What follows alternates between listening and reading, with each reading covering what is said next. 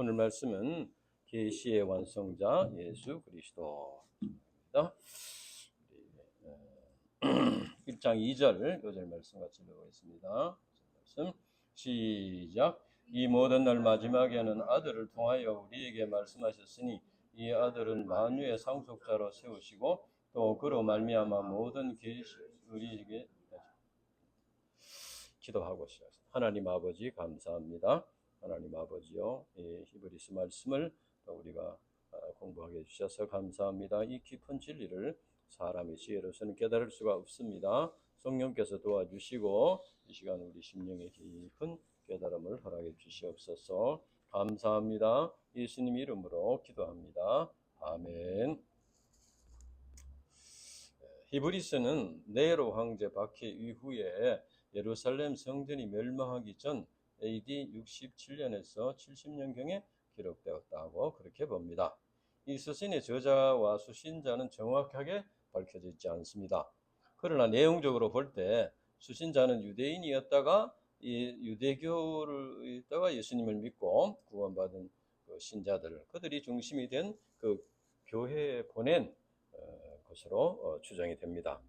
그 당시 많은 유대인 신자들이 유대교의 그 종교적인 교리적인 공격을 받고 있었습니다. 그리고 정치적 물리적인 박해를 받으며 현실적인 여러 가지 어려움을 당하고 있었습니다. 그래서 그들이 이로 인해서 구원의 복음 진리와 믿음을 잃어버리고 넘어질 가능성이 많은 상태에 있었습니다. 그래서 히브리서 기자는 하나님의 아들 예수 그리스도가 존재에 있었으나 또 그 사역에 있었으나 그 능력에 있어서 다른 어떤 피조물과는 비교할 수 없는 그런 탁월한 분이시다. 이것을 이제 말하고 이를 통해서 유대인 신자들을 권면하는 그런 내용입니다. 이 말씀은 이제 세 가지로 권면을 합니다. 첫째는 예수 그리스도의 복음 진리의 절대성을 깨닫고 복음 진리 위에 굳게 서야 한다. 그다음 둘째는 예수 그리스도를 본받고 따르는 삶을 통해서 초보적인 신앙에서 벗어나서 믿음이 성숙한 성장한 그런 온전한 대로 나가야 한다. 셋째는 예수 그리스도 중심의 삶을 살면서 실제적인 믿음으로 도전해서 승리의 삶을 살아야 한다. 이 세 가지를 중심으로 이 히브리서를 보냈습니다. 히브리서 전체 요절 말씀은 4장 14절 말씀입니다. 우리 같이 읽어봅시다. 4장 14절.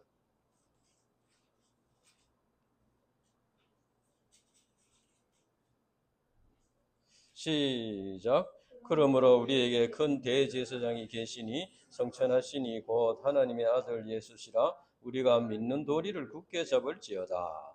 히브리서의 주제는 예수 그리스도께서 하나님의 아들이요 우리의 대제사장이 되신다는 것과 우리 신자들이 믿는 도리, 진리를 복음지를 굳게 붙잡고 믿음에 굳게 서야 한다 하는 것입니다. 오늘 제1강 말씀은 하나님의 아들 예수 그리스도께서 계시의 완성자이심을 증거하는 내용입니다.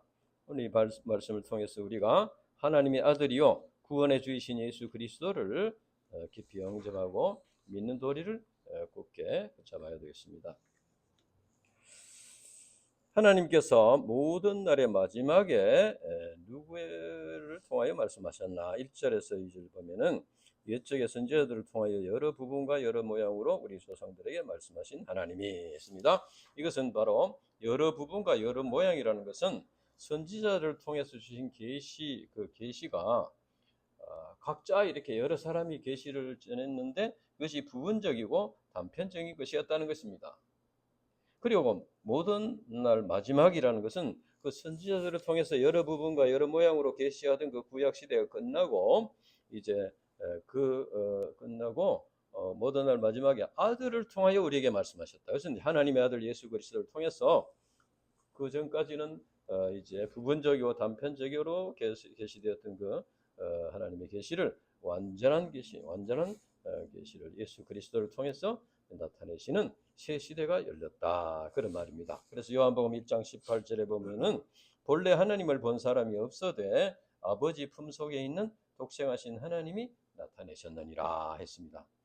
예수 그리스도는 삼위일체 하나님의 한 위로서 하나님과 함께 계셨으므로 하나님의 뜻을 잘 아시고 하나님의 구원의 계획을 잘 아십니다. 그래서 육신으로 오신 예수 그리스도께서 하나님의 구속의 계획을 다 드러내심으로써 이제 계시의 완성자가 되셨다는 것입니다.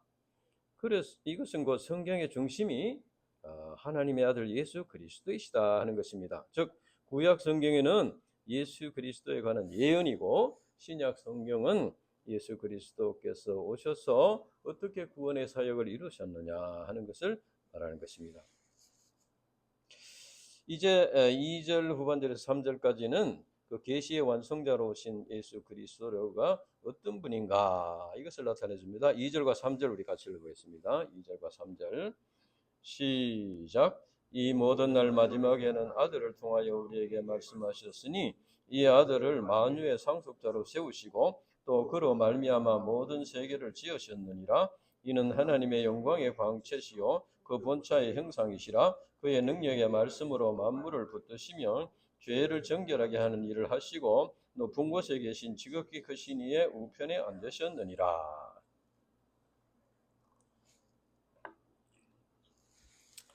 이 참 짧은 말씀에도 예수 그리스도에서 7가지의 예수 그리스도의 를 정언하고 있습니다. 첫째는 이 아들을 만유의 상속자로 삼으시고 하나님께서 그 아들을 만물의 상속자로 세우셨다는 것은 상속자는 뭡니까? 상속자는 그 아버지의 것이 아들의 것이다 그 말입니다. 그러니까 하나님의 것이 예수 그리스도의 것이다 그 말이겠죠. 그러니까 하나님과 예수 그리스도는 동등하다. 즉 예수 그리스도는 인간의 몸으로 이 세상에 오셨지만은 삼위일체 하나님으로서 하나님과 동등된 분이므로 하나님의 뜻을 아시고 또 하나님의 통치과 영광을 가지신 분이시다. 하나님이 받아들이신 예수 그리스도께서 상속자가 되신다.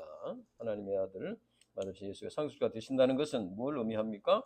누구든지 예수 그리스도를 믿음으로 구원받은 우리 신자들은 하나님의 자녀가 되는데 그러니까 그들도 하나님의 나라를 상속받는다. 예수님이 하나님의 상속자라는 것은 우리 모든 신자들, 하나님의 자녀간 신자들도 하나님 나라를 상속받는다는 것입니다. 그래서 로마서 8장 17절에 보면 자녀이면 또한 상속자 곧 하나님의 상속자요 그리스도와 함께한 상속자니 우리와 그와 함께 영광을 받기 위하여 고난도 함께 받아야 할 것이니라 했습니다. 우리 신자들은 그리스도와 함께 하나님 나라를 상속받는 영광을 받았는데 그걸 위해서 고난도 함께 받아야 된다. 예수님과 함께 상속자가 되었는데 예수님이 받으신 고난도 우리가 같이 받아야 된다. 그 말. 두 번째는 그로 말미암아 모든 세계가 지어졌느니라. 지어졌다는 것은 창조주라는 것입니다. 요한복음 1장 3절에 보면은 만물이 그로 말미암아 지음받았으니 지은 것이 하나도 그가 없이는 된 것이 없느니라.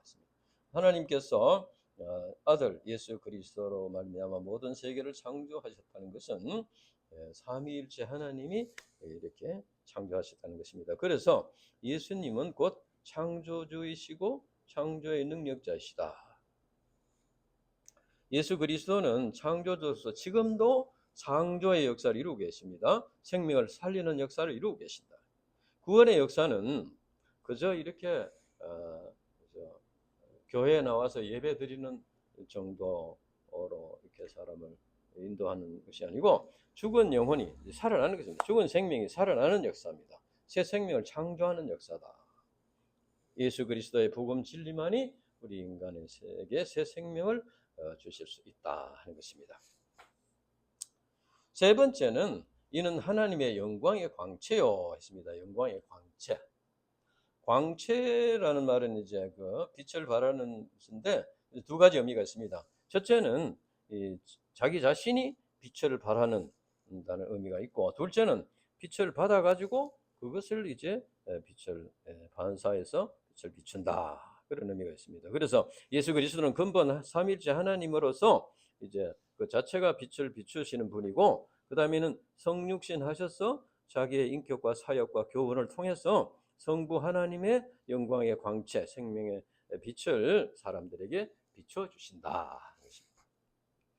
요한복음 1장 4절에 보면 그 안에 생명이 있었으니 이 생명은 사람들의 빛이라고 했습니다.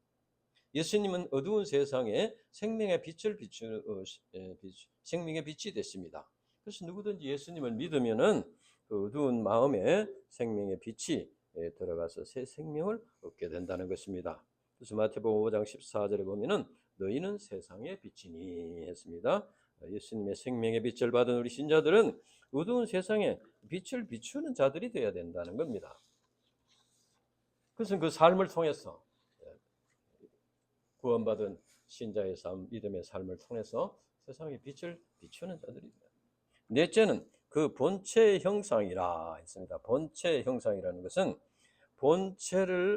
본체가 눈에 안 보이지만 본체를 눈에 보이도록 이렇게 구체적인 상을 나타낸 것을 말합니다. 그래서 공동번역에 보면은 하나님의 본질을 그대로 간직하신 분이시며, 다시 말하면 하나님은 보이지 않는 분인데 예수님을 통해서 이제 그 하나님을 보여주시다.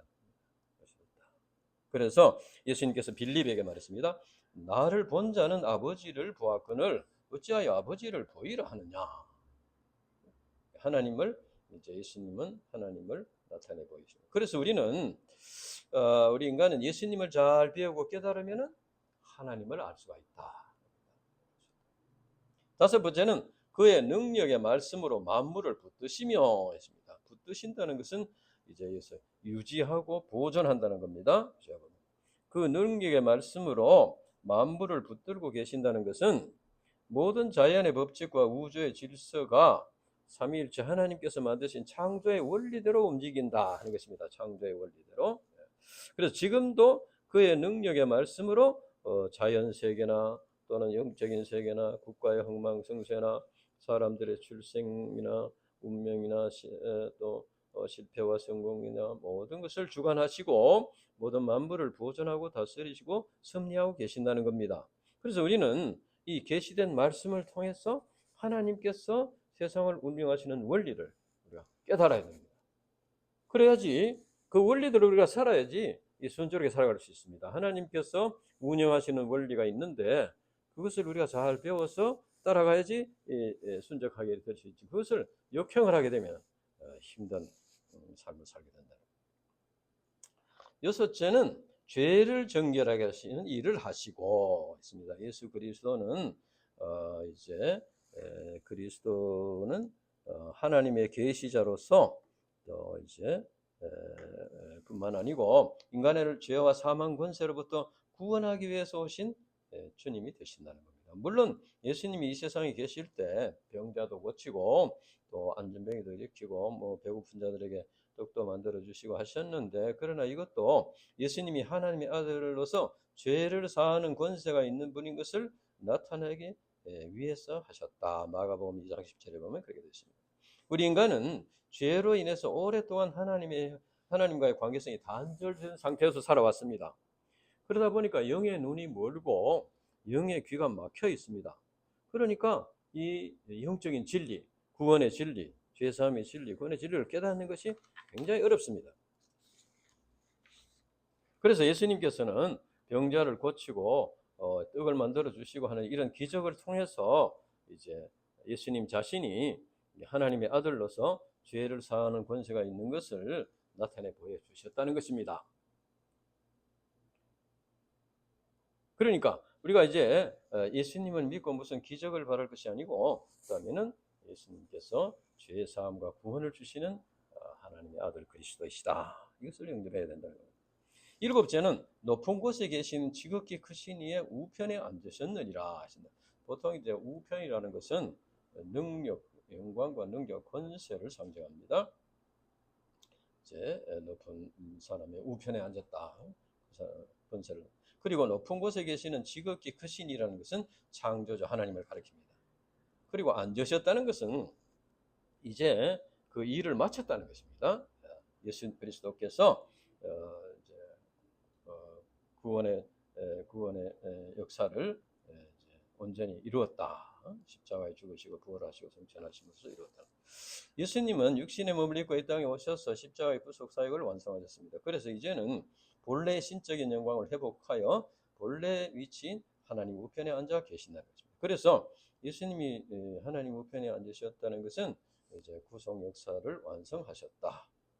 그리고 만왕의 왕이 되셨다 하는 것입니다.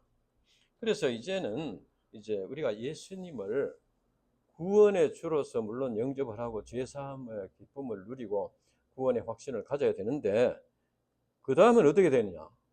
우리가 구원받고 영생을 얻고 하나님의 나라를 소망을 가지면 어떻게 됩니까? 그 다음에는 만왕의 왕이신 예수님을 나의 주인이요 나의 왕으로 모시고 이제 그 삶의 믿음의 삶의 열매를 이렇게 맺어야 된다는 겁니다.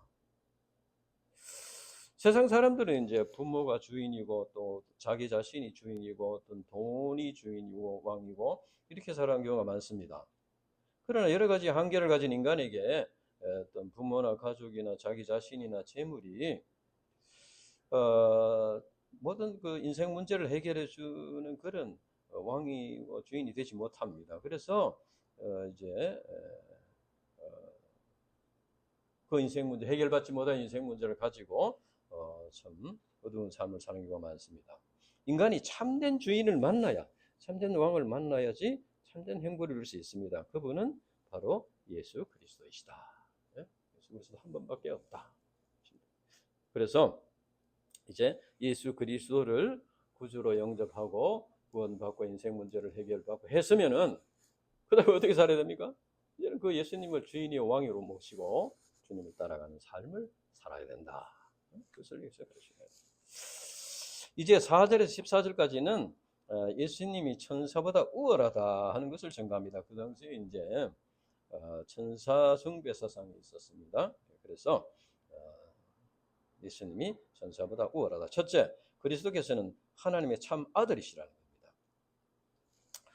유대인들은 이제 유대인도 마찬가지지만 우리도 마찬가지입니다. 하나님이라 하지만 하나님과 우리 인간 사이를 굉장히 멀리 느껴집니다. 하나님 뭐 잘 보이지도 않고 넓지도 않고 멀리 느껴집니다. 또 예수님은 육신으로 계실 때는 가까이 계신 걸로 느껴졌는데 부활 성천하고 나시니까 우리와 항상 함께 하신다 하지만은 그게 조금 이제 잘 직접적으로 잘 느끼지 못하고 그래서 천사가 왔다 갔다 하면서 우리를 도와주신다 그렇게 믿고 있었다는 겁니다. 그러나 예수 그리스도는 천사보다 뛰어난 이름을 가지셨다. 이것은 이제 뭐냐면은 아들이라는 이름을 가지셨다는 겁니다. 그러나 천사는 이제 아들이라는 이름을 받은 적이 없습니다. 그래서 천사는 하나님의 피조물입니다.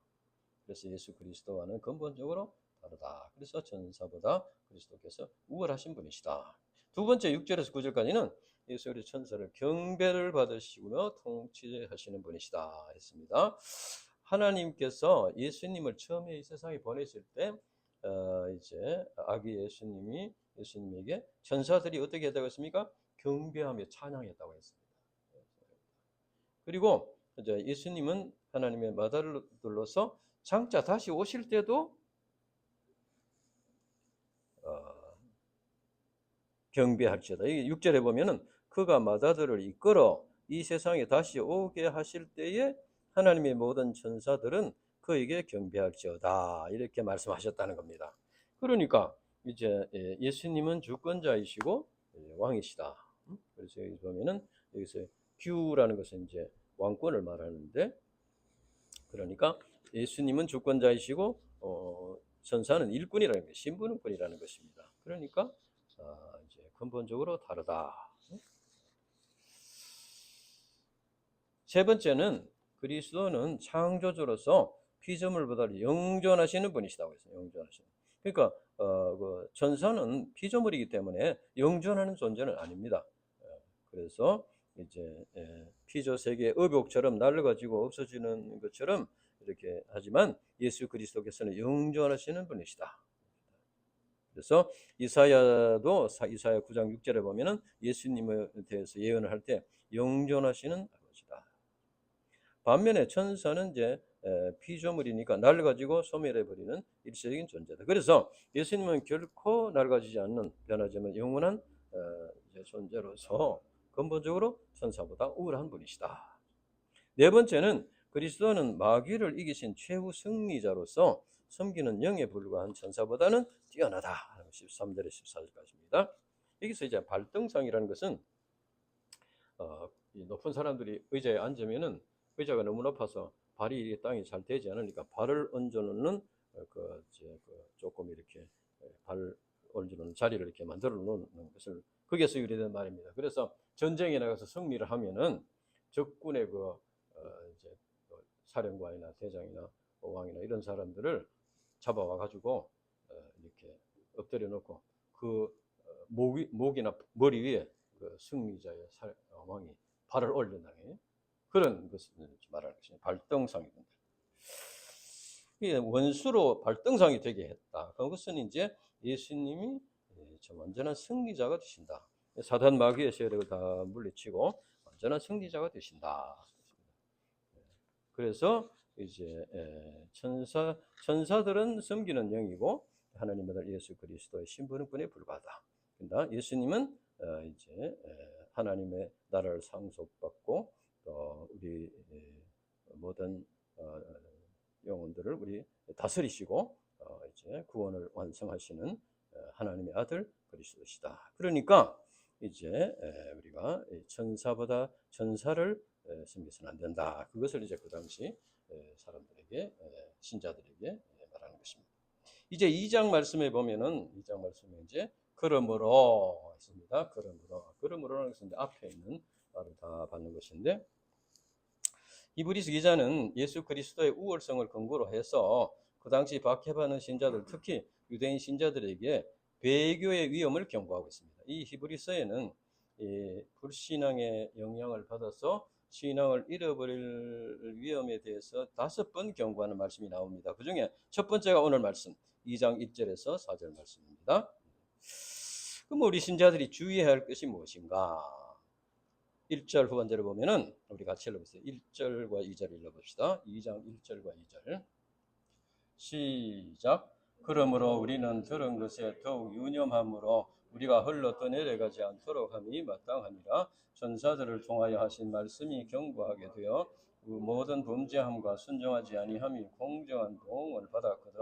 3절 우리가 이같이 큰 구원을 등한히 여기면 어찌 그 보응을 피하리요. 거기까지. 거기 보면은 이제 여기서 우리가 들은 것이라는 것은 좁게는 이제 1장 말씀 그리스도의 우월성에 대해서 이제 말씀하셨는데 더 넓게는 예수 그리스도께서 친히 말씀하신 복음의 계시 전반적인 복음의 진리를 말합니다. 그런데 여기서 더욱 유념함으로 했습니다. 유념함으로는 이제 영어 성에 보면 most careful attention, most입니다. most careful. 주의해서 집중해야 된다는 겁니다.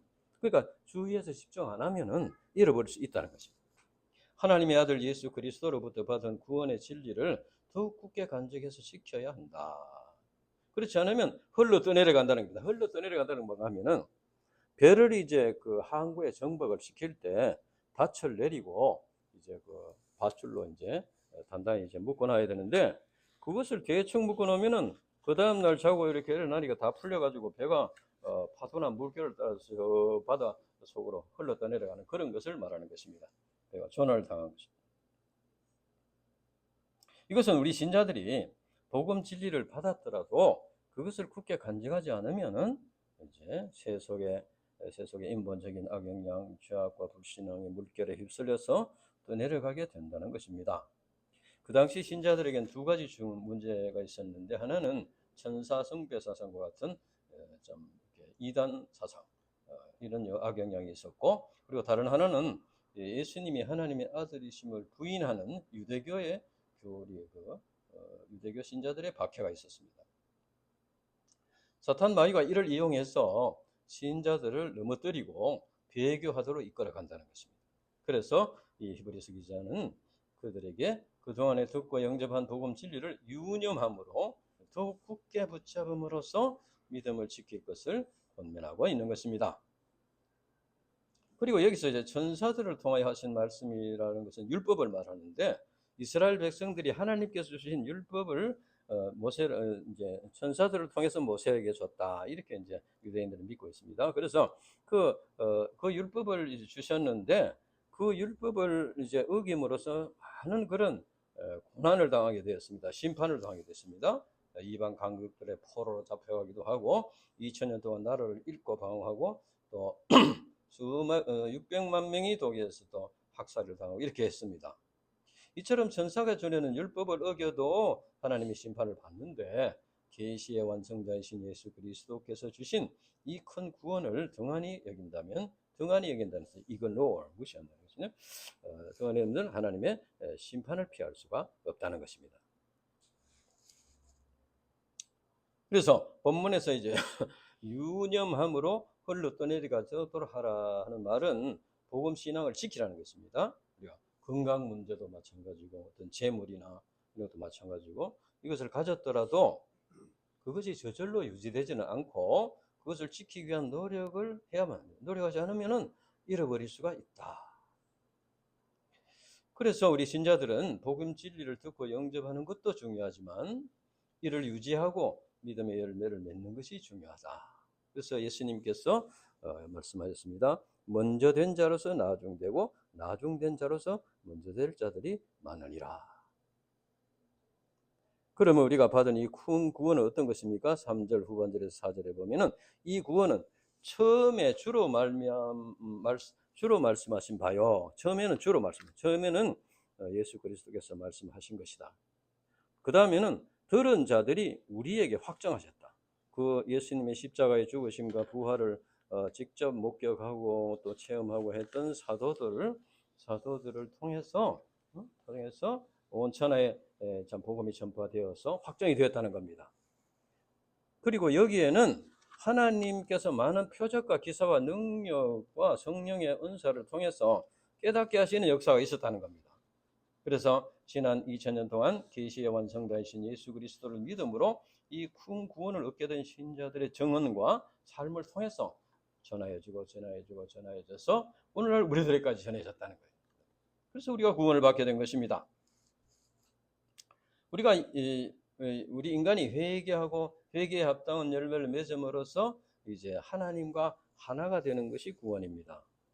물론 우리 신자들이 처음부터 온전히 하나님과 하나가 되는 것은 아니고 하나님과 세상에 걸쳐서 신앙생활을 시작합니다. 그러나 이것이 점차적으로 하나님과 하나가 되어야 된다는 겁니다. 여기 이제 그림을 하나 이렇게 보면은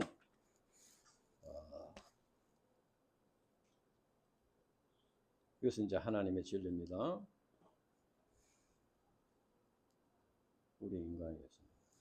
그런데 이것이 이제 하나님은 진리이기 때문에 변동이 안 됩니다. 하나님과 인간이 하나가 되려면 인간이 바뀌어야 됩니다. 그래서 사람을 하나님께로 이렇게 끌어당기는 역사가 있다는 것입니다. 그래서 이제 이것이 뭐냐? 이것이 이제 성령께서 하시는 일이고, 그 다음에는 이제 예수님께서 말씀으로, 이것은 이제 말씀한 구원의 진리, 그 다음에 부르심의 소망,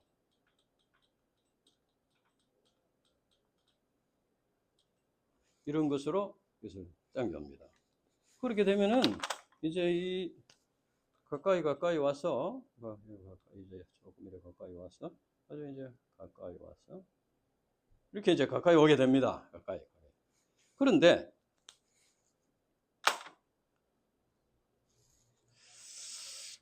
이제 그렇지만은 이 복음 진리를 유념하지 않으면은 이제 빼앗기게 된다. 근데 문제는 뭐냐? 이쪽에서도 잡아당기는 게 있다는 거예요. 하나님께 가까이 가지 못하도록 잡아당기는 거예요. 그게 뭐겠어요? 이것이 사탄이 이제 그렇게 하는데,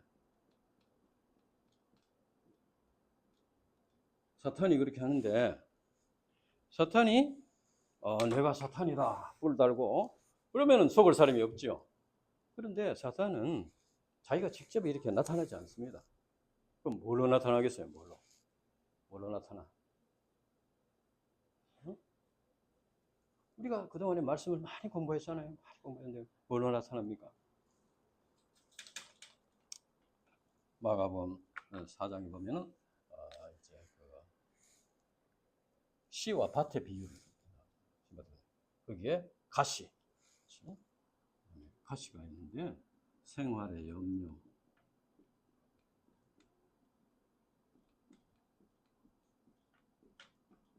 또 뭡니까? 재물의 유혹,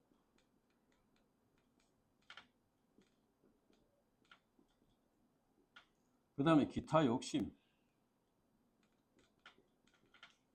성경에 나와 있는 거죠. 우리가 많이 공부했습니다. 이렇게 기억이 나야 돼요. 기억이 나요.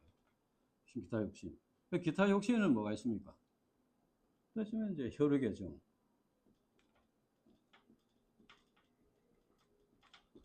육체의 정욕, 쾌락, 그 다음에 명예욕, 권세욕, 뭐 기타 이런 욕심들.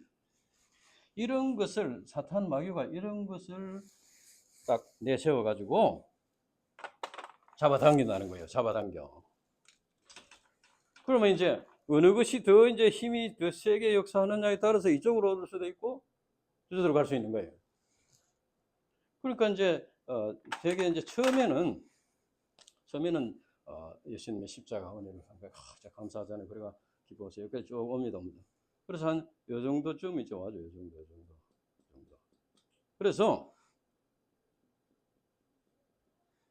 하나님의 이제 말씀도 이제 그 뜻을 이렇게 하고 또 내 계획, 또 주위의 사람들의 또 만족, 또 내 욕심 이런 것도 만족시키고 여기서 여러 있는데 여기서 걸려가지고 계속 이제 있는 경우가 있어요. 그러면은 열매를 맺지 못하는 거예요.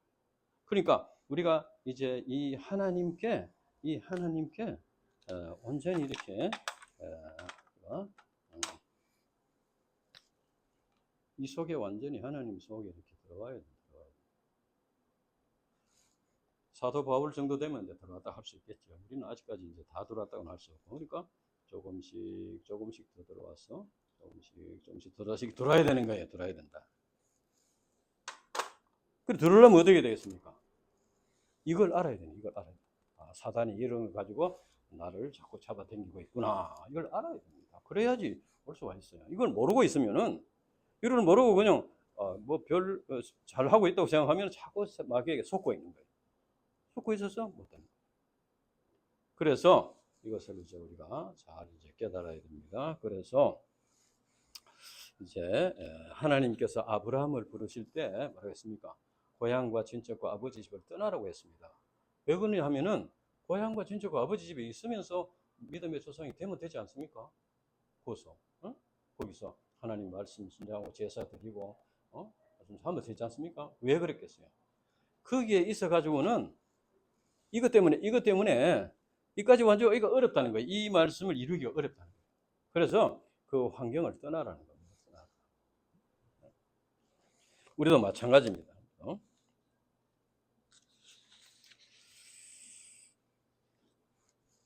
어릴 때 어떤 교회 다니면서 신앙생활을 잘 했던 어떤 분이 인류대학에 들어갔어요. 굉장히 참 감사한 일이죠.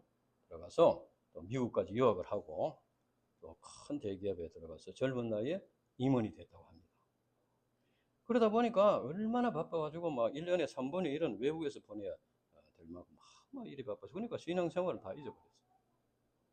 신앙생활을 다 잃어버리고 막 열심히 했는데 어느 날가 한 30대 후반에 중병에 걸려가지고 병원에 입원해서 죽음을 앞두고 있게 되었습니다. 그래서 그분이 과거에 다니던 목사님을 꼭 만나고 싶다고. 그래서 목사님이 찾아갔어요. 찾아가서 이제 권면을 하고 기도하고 하는데 그 사람이 이 한마디를 했다고 합니다. 목사님, 내게 이런 날이 올 것을 알았더라면 이렇게 살지 않았을 것입니다. 이런 날이 올 것을 몰랐다는 거예요. 건강을 잃어버리고 죽음을 앞두고 있는 사람이 옛날에 초등학교 때 운동에서 1등 했다고 하는 거 아무 소용이 없습니다. 허랑방탕에 살다가 재물을 잃어버려 난 후에 과거에 부자였다는 것은 아무런 의미가 없다는 겁니다.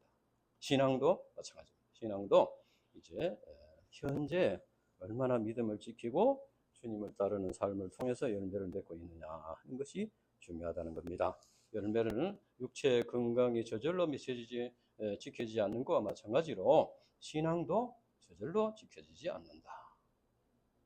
그래서 이제 신앙도 이제 우리가 영적인 투쟁을 통해서 성화를 이루고 성장해야 됩니다. 성장하려면 어떻게 됩니까? 이걸 버려야 돼. 이걸 버려야 돼. 이거를 얼마나 이제 이 사탄 마귀에 사용하는 이런 것들을 얼마나 이렇게 많이 버리느냐에 따라서 얼마나 이쪽으로 가까이 올 수 있느냐. 그리고 이거를 굳게 붙잡고 이걸 이제 추구하고 이것을 소망해야 된다. 그래야지 이거는 버리고 이거는 붙잡고 이런 투쟁이 우리 신앙의 투쟁입니다. 우리가 소감 투쟁을 감당한다든지 무슨 성경 공부를 한다든지 또 이렇게 열심히 이렇게 내적인 투쟁을 수행을 한다든지 뭐 이렇게 하는 것은 바로 이런 투쟁입니다. 저걸 버리고 이걸 붙잡는 거예요. 그렇지 않으면은 그만 세상의 인본적인 그런 탕류 속으로 떠내려갈 수밖에 없다. 우리가 받은 이 큰 구원은 이 세상의 어떤 것과도 바꿀 수 없는 너무나 고귀한 것입니다. 그래서 우리가 현실적인 어려움이 있다고 해서 이 큰 구원을 등한히 할 수가 없다. 자기 장래가 불투명하다고 해서 부정할 수가 없다는 겁니다. 장래에 대한 염려, 생활의 염려, 그것도 큰 참 시험입니다. 예수님 따라간다고 살다가 참 뭐 제대로 이렇게 살 수 있겠나? 저도 그렇게 따라가다가 앞으로 의사가 제대로 될 수 있겠나 하는 의문이 들 정도의 그런 위기가 있었습니다. 염려가 있었어요.